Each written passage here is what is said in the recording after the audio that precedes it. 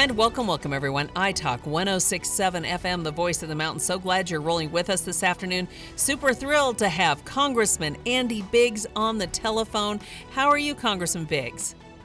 I'm fabulous on this beautiful morning. I hope you are too. Yes, very good, very good. Hey, I have to start off with your numbers are looking amazing. Yeah, we're very pleased with that. I mean, we got a lot of support, and it's multiple pollsters have been tracking it, and they all have reported that we have just a substantial lead, and it's actually a bigger lead than we had in regular polls. So we're happy about that. But as you know, Janine, you got to run through the tape. You got to finish the race, and we're not giving up. I'm out all over the state again today. Yeah, and don't take anything for granted. So, guys, vote. July 21st is the last day. So there you go. That's voting day, and there's early places around. And that recent poll shows you at 60%. So that's pretty cool, 50 points ahead of your opponent. So, yeah, so let's keep voting, everybody, because there are more races in there. And we have 5 people running for our District 7, representative spots, so there's a lot of people running. We need to keep pressing forward and everyone show up. We had a report from our county recorder, Dave Marshall. He says it's been a little quiet, so we need to get moving, guys, okay? Right, Andy? Yeah, that's you're 100% right. I couldn't have said it better. We just don't be apathetic. Don't think it doesn't matter. Don't think it doesn't count. We need you to get out and vote. That's important. Yes, because we need a new AG, new Secretary of State, all the way down the line. Okay, there was a recent story too, AZ family, featuring the criticism of Katie Hobbs for, of course, refusing to debate. I can't imagine. I mean, we all laugh about it because I can just imagine her in a debate against you. Sorry to do that. Sorry. What do you think she's afraid of, Congressman Biggs? Well, I assume is that she doesn't want us to talk about her record, and then my vision for an optimistic vision for restoring the state to what I call glory, our glorious state. But I think she is incompetent and dangerously so. I think the people around her control her, and every time she goes out, I think it's really hard for her. Yeah, and she doesn't want to have that exposed. Yeah, when she speaks, it reminds me of Kamala Harris in certain ways. There's some things where her synapse and different things are just, and we tease around about her being the veto queen, but she really is. She's broken records, right? For vetoes. Oh, absolutely. And the one that always pops into my mind, there's a bunch of them that just pop into my mind, but one of the ones that pops into my mind is she vetoed the bill on transparency of donations from government contractors or private individuals to the governor, right? So think about this. She's under criminal investigation for a pay-for-play scheme because she received a mess of money from one company for her inaugural celebration, and then oddly enough, that corporation got like a $3 million increase in their contract shortly after that. So she's under investigation for that, but she vetoed that bill that would have said, no, you can't do that. Yeah. How in the heck? They don't even mind. A lot of the Dems and all their, it's just like they're right out in front. They say the stuff out loud and you're kind of like, wow, Yeah, 100%. And it drives me crazy. And the media, they don't. If a Republican had done something like that, that would be top of the fold, as we used to say. That'd be top of the fold. That'd be the main story. It would be viral. But for her, it's just kind of business as usual and no big deal. Yeah, see, it's nuts. And this is such an important time and moving into the November election. And we were saying how we need all of those offices, flipped. We have to take Arizona back. There are so many things that are that are just dangerously happening. And, we look at some of the moves. I look at what Texas did, outlawing, whether it's Sharia law or these different kinds of things. I mean, people need to realize that we're right on the edge of, some pretty scary change if we don't show up and vote, right? 100%. Look, people need to vote. They need to be engaged. They need to get informed. And of course, they can get informed by listening to you, Janine. But Thank you. they need to get informed and go out and cast their vote. I mean, it's the most basic right you have, but Yes. it's also the most basic duty you have.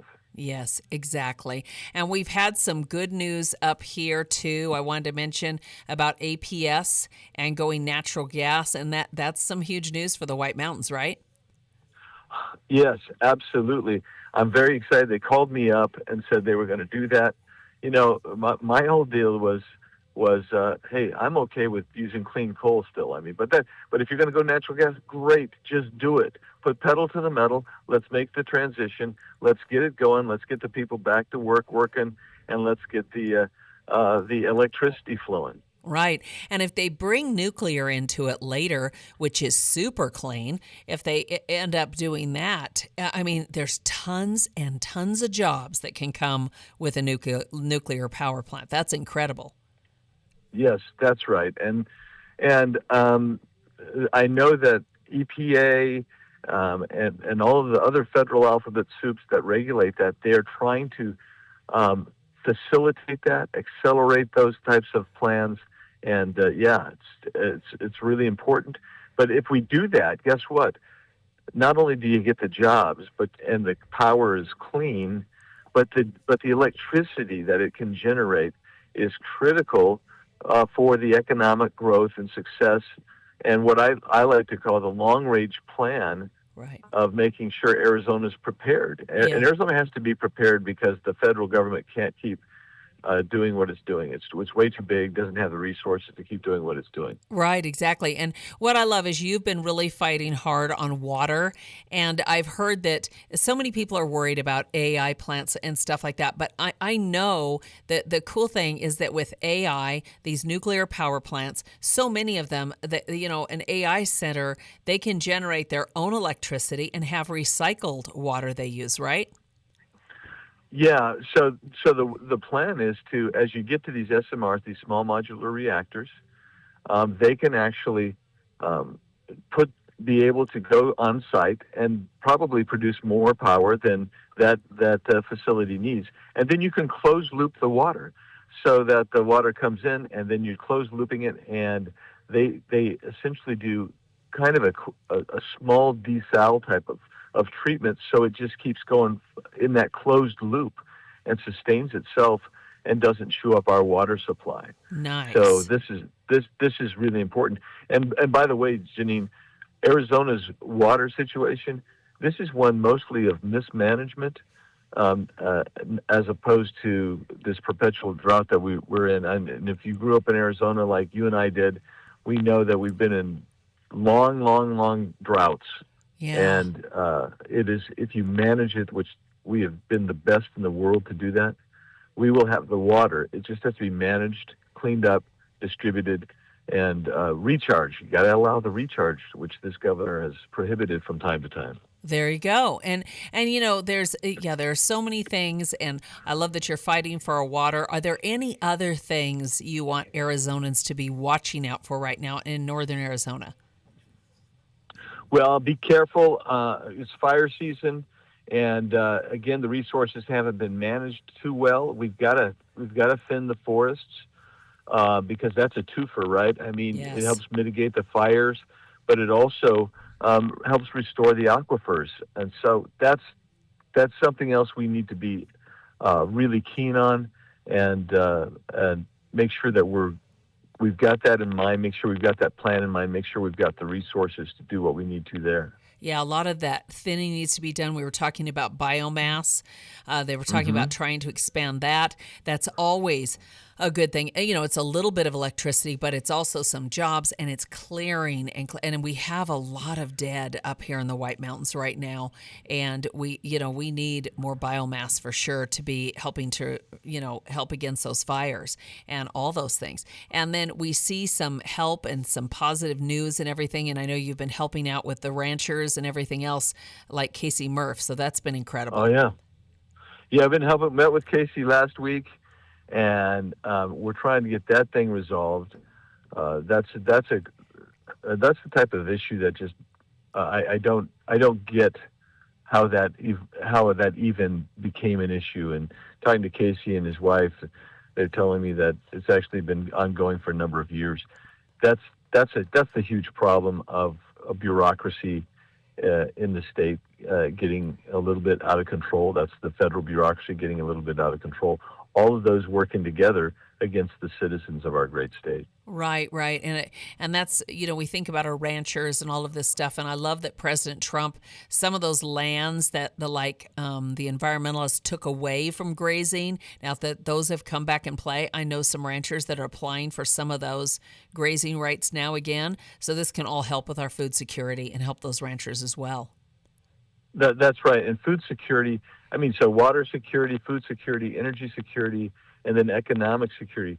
Those are really the long-term vision I have for the state, to be prepared for anything that could come that's untoward or dangerous in the future. We want Arizona to be prepared to withstand whatever comes our way. And so we have to rehabilitate a lot of what's gone on because we're not prepared in a lot of places. Lay that foundation, get ourselves prepared so we're ready to go long-term in this state.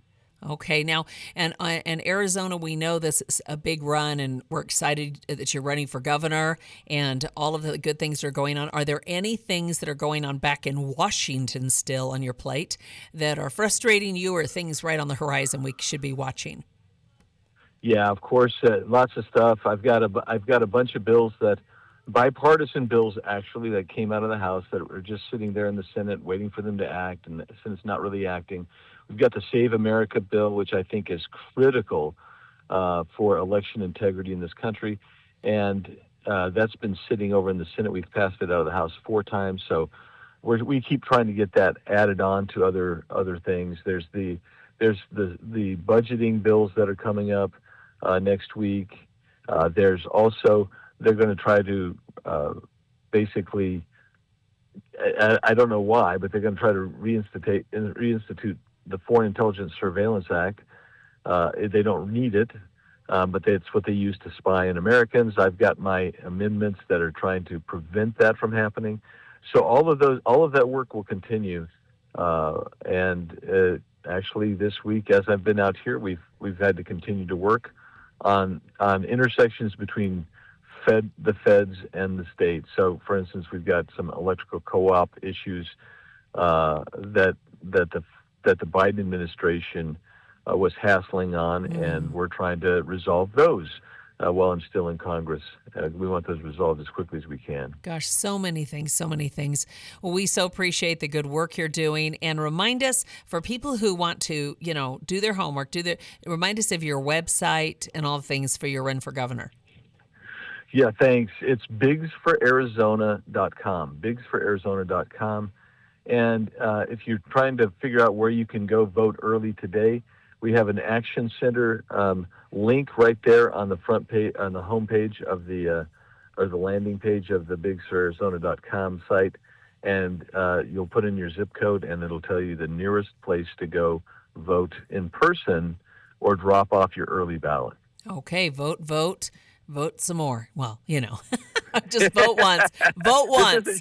I know. This is in Chicago, Janine. Come on now. I know. I just started. I know. No, there's that joke. People are like, vote early and vote often. No.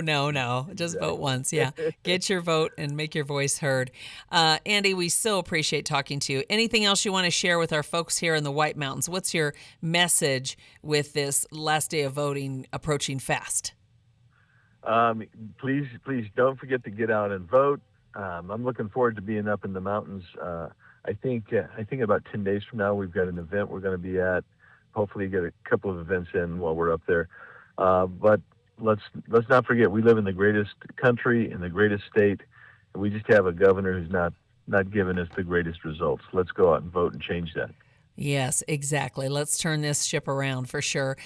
Congressman Andy Biggs, thank you so much for joining us. We always love hearing from you. If you ever have anything new or you have an update, give us a call here for ITalk 106.7 FM, the voice of the mountain, okay? Will do. Okay. I will do. Thank Thanks. you so much. Have a great day. All righty, everybody. Keep it right here. ITalk 106.7 FM, the voice of the mountain.